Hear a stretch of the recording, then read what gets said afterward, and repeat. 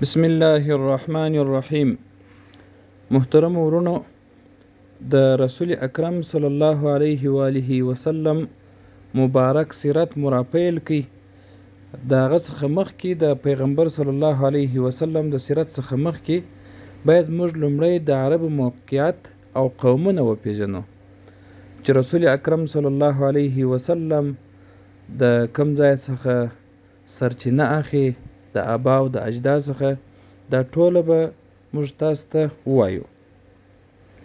نبوي پاک سیرت په حقیقت کې د هغه رسالت پیغام څخه عبارت دی کوم چې رسول اکرم صلی الله علیه وسلم بشري ټولنې ته راوړی دی او په هغه سره خلک د تیارو څخه رڼا او د بندگانو د عبادت څخه د یو الله جل جلاله عبادت ته رابللی دی.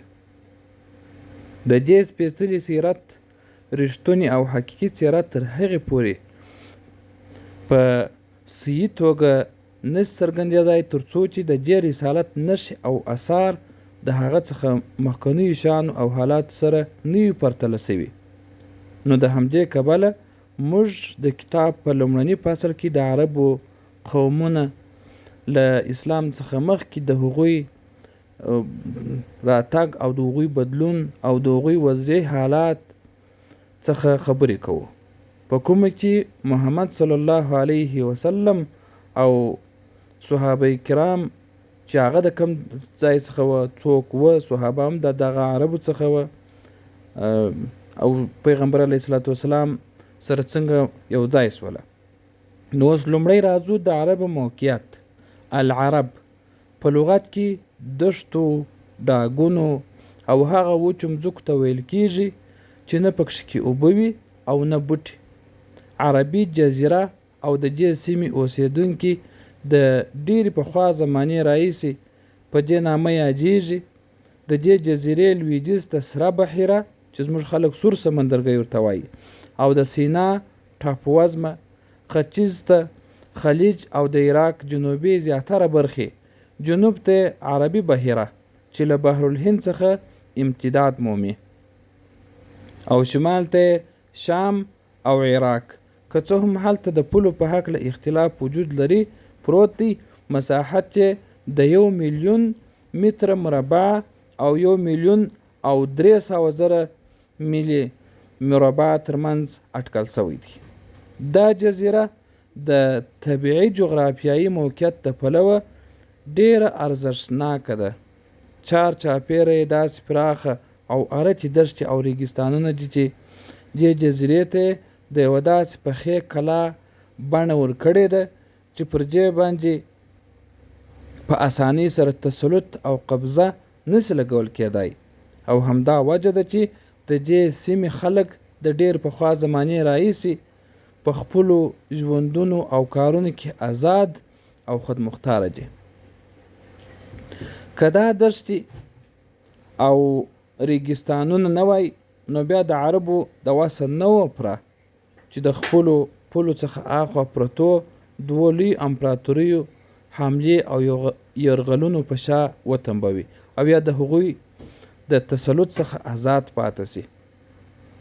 له بله پلوه دا جزیره د نړۍ د مشهورو وچو په منځ کې پرته ده او له هغو ټولو سره د وچې او اوبو د لارې تړل شوې ده، په دې معنا چې په شمال کې د افریقا، شمال ختیځ کې له اروپا او لویدیځ کې له عجمو، منځني او نږدې ختیځ او همداسې له هند او چین سره لاره لري.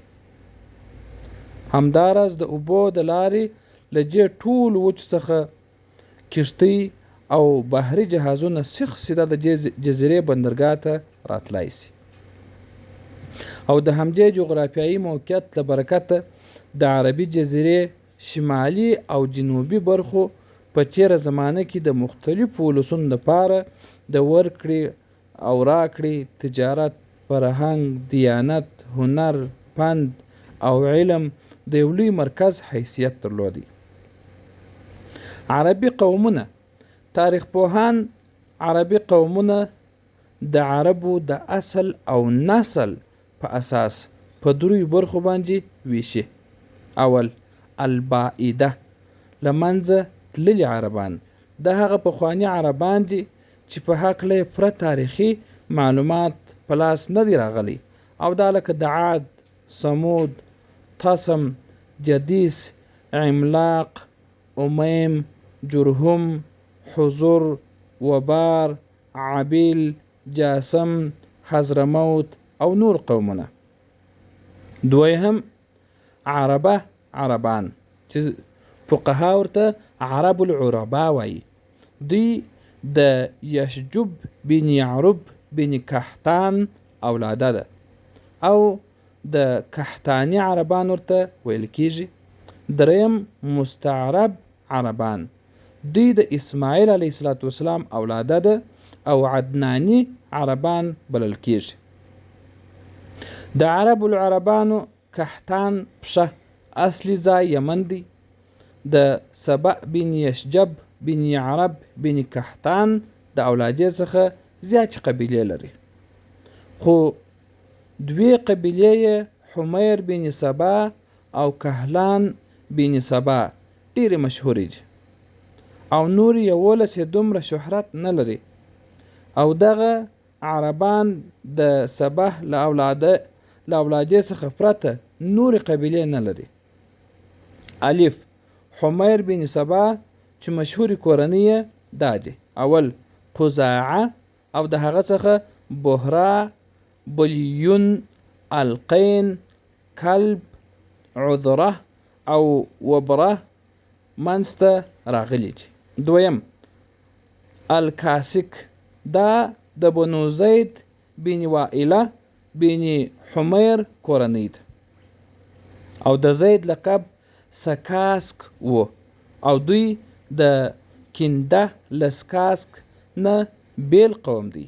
دریم زید الجمهور او پشه حمیر الاصغر، سبع الاصغر، حضور او ذو اسبح دی.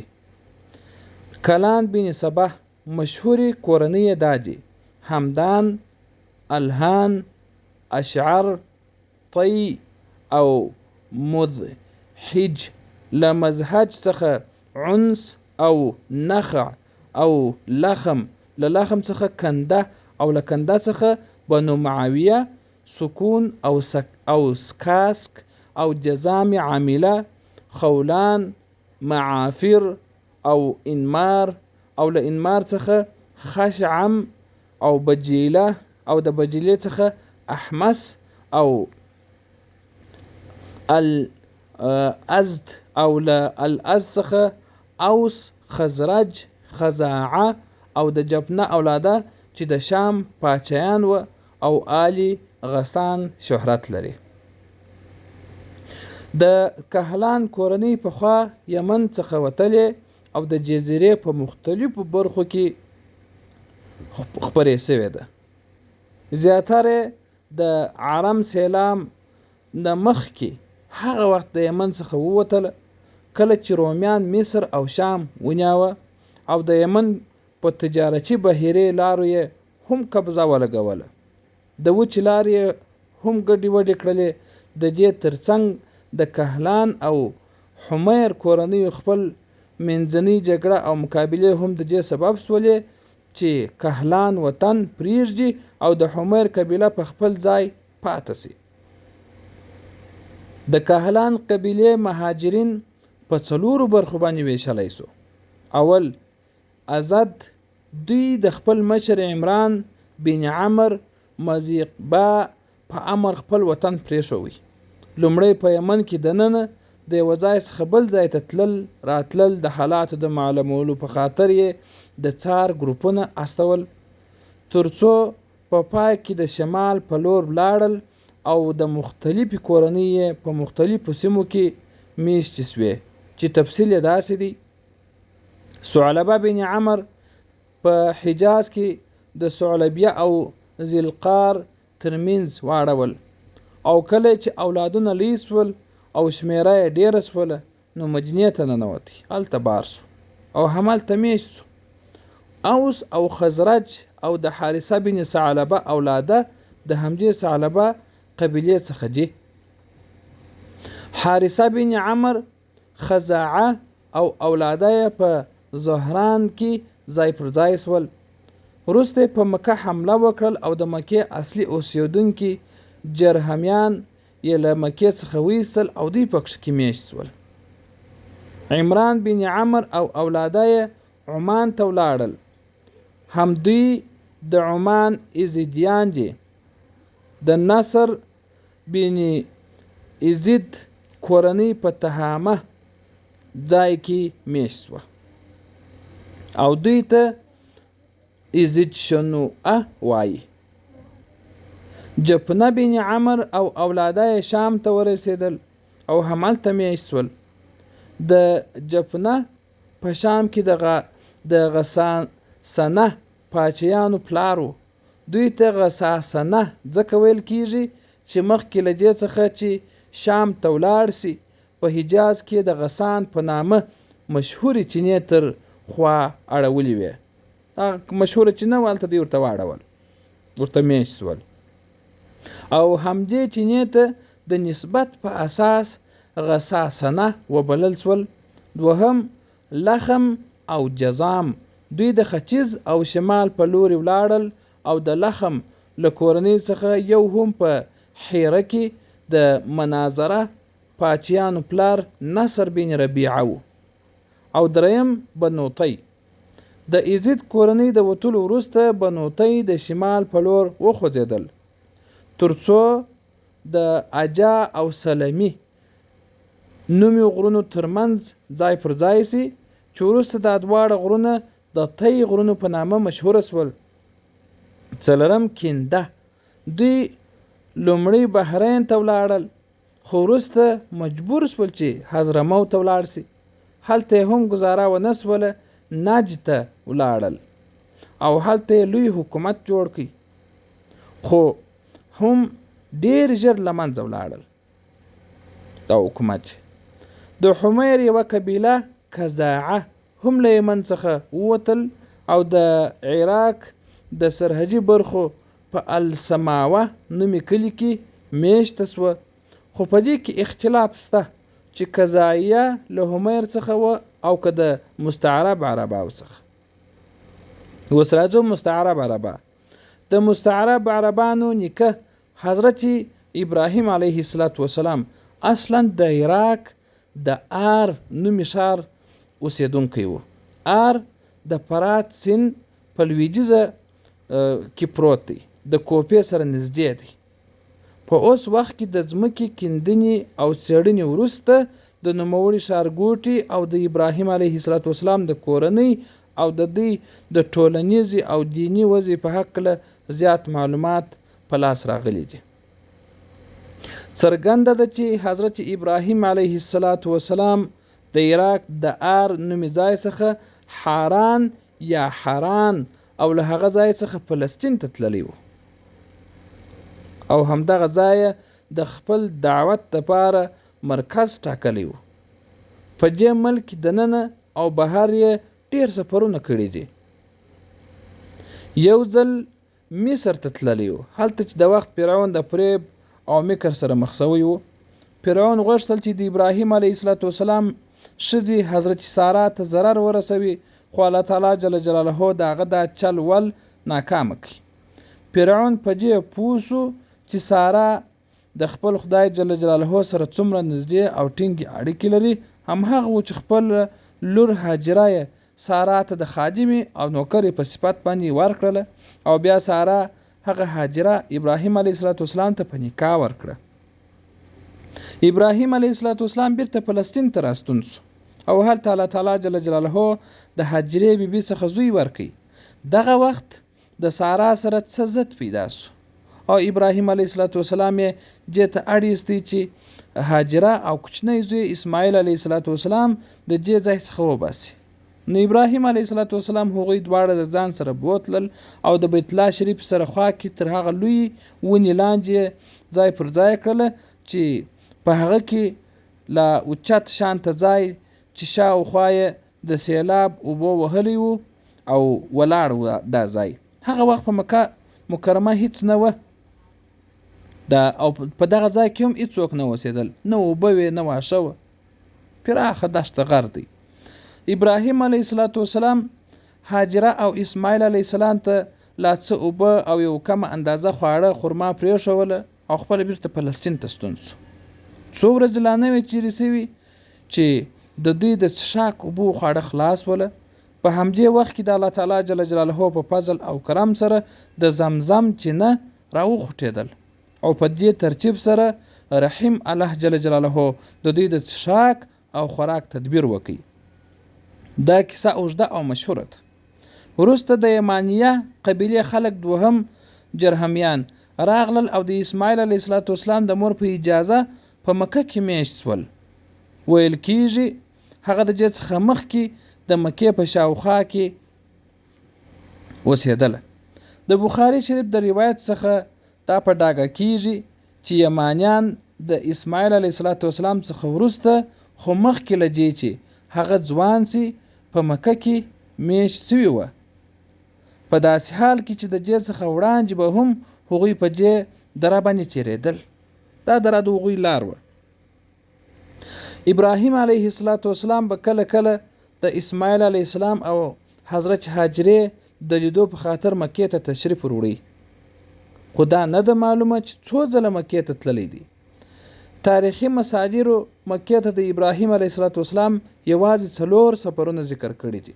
قرآن کریم فرمایي چې الله تعالی جل جلاله ابراهیم علیه السلام ته داسې خوب ورولید چې خپل زوی اسماعیل علیه السلام ذبح کړه.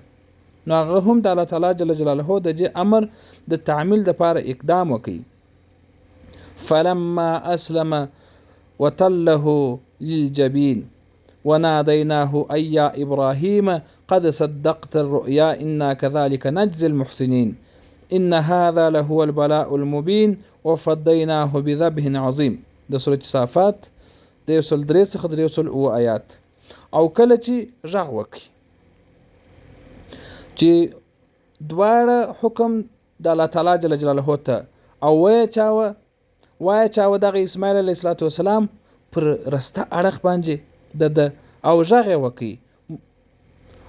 وکړي موږ دته داسې چې ای ابراهیم علیه السلام په تحقیق سره رښتیا کوي تا خوب خپل او ومانی هغه ستا څخه بېشکه موږ همداسې نیکه جزا لکه د ابراهیم علیه السلام نیکه جزا ورکوو نور محسنانو او نیکوکاران ته بېشکه چې دا ذبح خورا معتبره او د ابتلا او ازموینو څخه ډکه وه. یعنې دا الله تعالی جل جلاله په ده باندې ابتلا کول چې پلای خپل میرمن او ماشوم زوی په دشت کې پیدا کړل، اوس بیا ورته وایي چې حلال یې کړه. خو الله تعالی جل جلاله د هغه څخه خلاص کړي او فدیه هم ورکړه دغه اسماعیل علیه السلام ته په مذبوحې لوی سره. په سفر التکوین یا بایبل کې راغلی دي چې اسماعیل علیه السلام د اسحاق علیه السلام څخه 14 کاله مشر و. او د نوموړي کیسې د سیاق څخه داسې معلومیږي چې دا پیښه د اسحاق علیه السلام د زیږېدو څخه مخکې واقع شوې ده، ځکه د اسحاق علیه السلام د پیدا کېدو زیری د کیسې په پای کې راغلی دی. نو د دې کیسې څخه دا ثابتېږي چې د اسماعیل علیه السلام د ځوانېدو څخه مخکې ابراهیم علیه السلام لا ترلا یو ځل مکې مکرمې ته سفر کړی دی.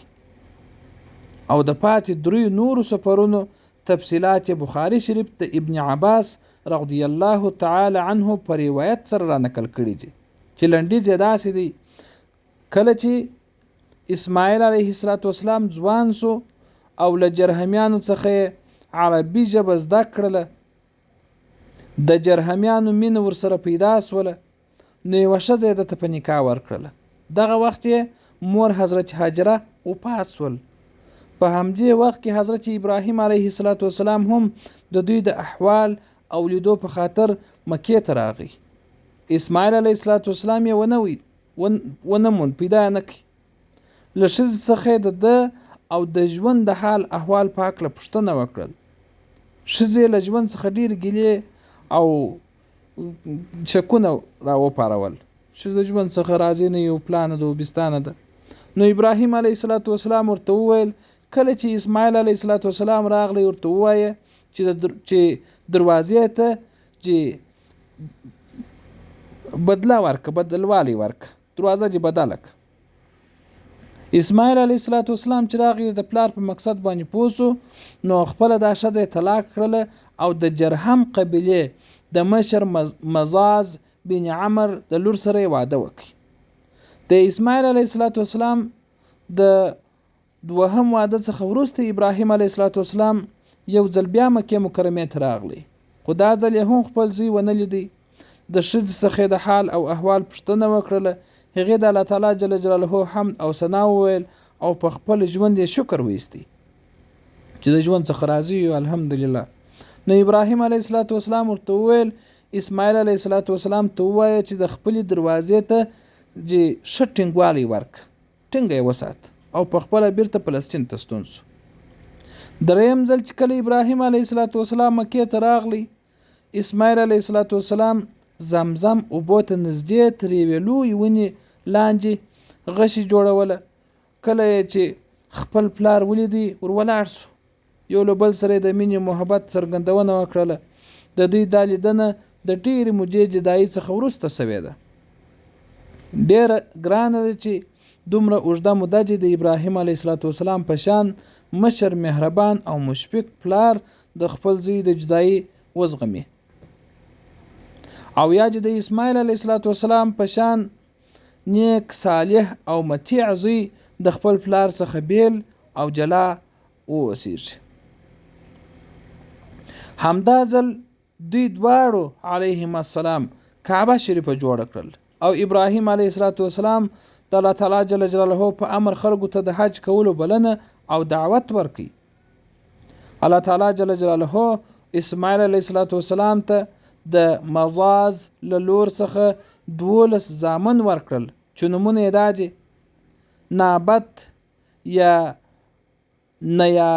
نبایوت، قیدار، ادبائل، مبشام، مشماع، دوما، میشا، حدد، یتما، یطور، نفیس، قیدمان. بیا له دې څخه 12 کورنۍ جوړې سولې.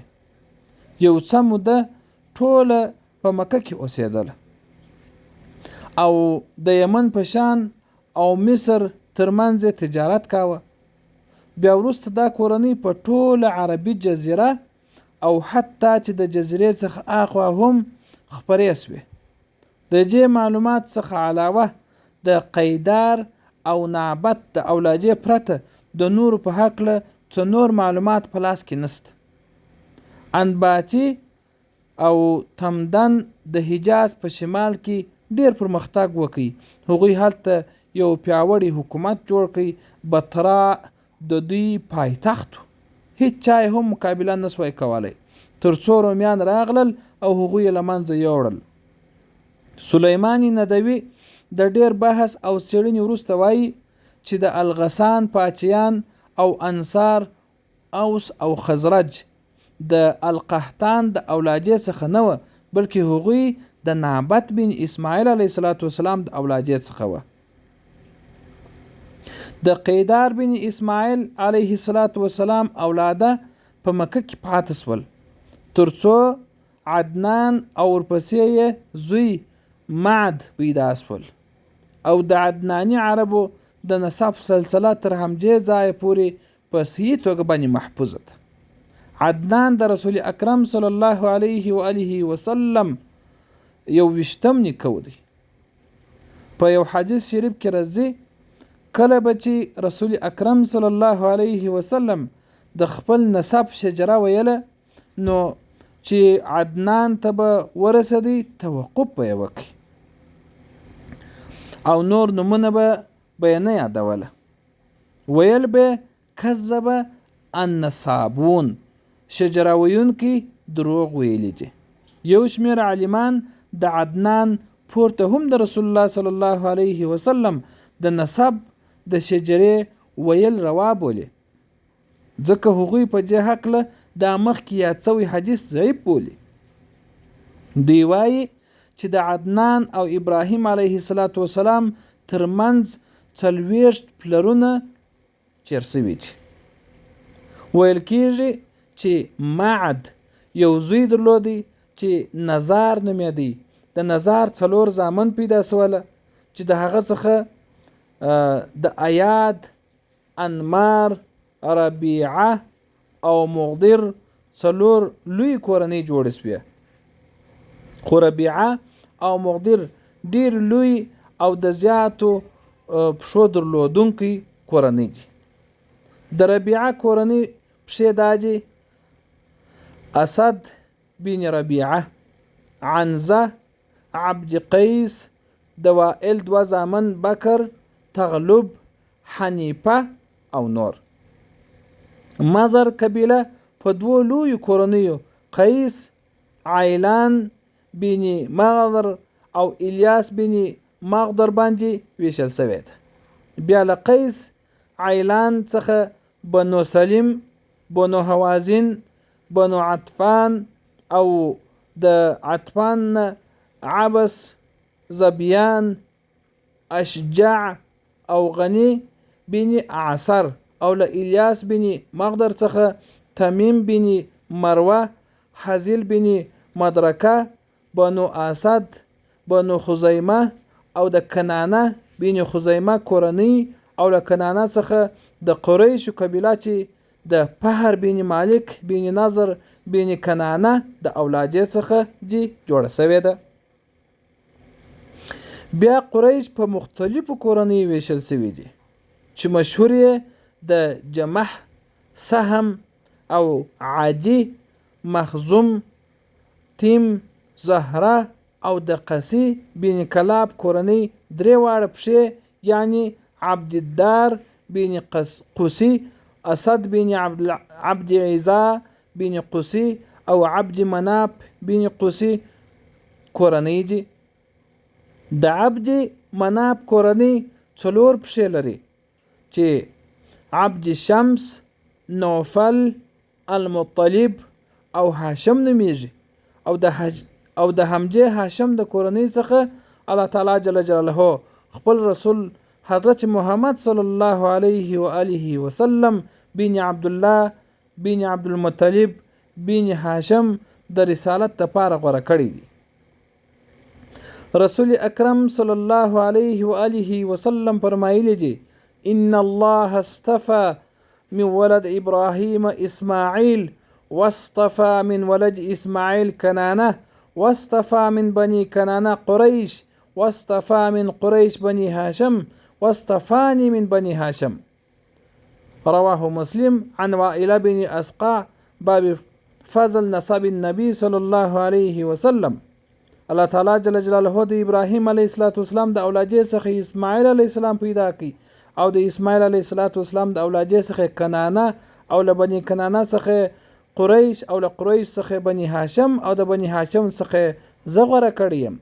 د عباس بن عبد المطلب رضی الله تعالی عنه روایت چې رسول اکرم صلی الله علیه و آله وسلم فرمای: ان الله خلق الخلق فجعلني من خير فرقهم وخير الفريقين الحديث.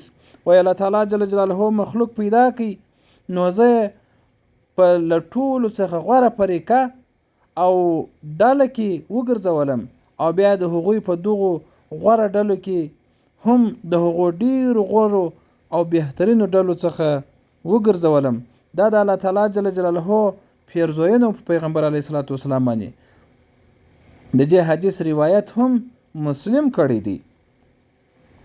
نو محترم ورونو، تر دې ځای پورې مو سیرت راورساوه. زموږ سره پاتې سئ تر څو چې تاسو د رسول اکرم صلی الله علیه و آله وسلم سیرت او د هغه قبیله، د هغه قوم او د هغه هر څه ځان ته معلوم کړئ. په سیرت کې د رسول اکرم صلی الله علیه و آله وسلم د پیدایش څخه بیا تر رحلت پورې ټول واقعات ان شاء الله زموږ او تاسو مخ ته راځي. په دې باندې به تاسو پوه سئ. په لومړي سر کې به لکه د اوله برخه چې و حتما څه داسې خبرې پکښې کوي چې د چا به سر نه په خلاصېږي او وروسته بیا داسې بیانونه درته راځي ان شاء الله چې د پیغمبر علیه السلام سیرت او صورت به ټوله تاسو ته که د الله تعالی جل جلاله رضا وه بیان کو او ډیر خوندور بیان ان شاء الله د دې څخه وروسته را روان دی. نو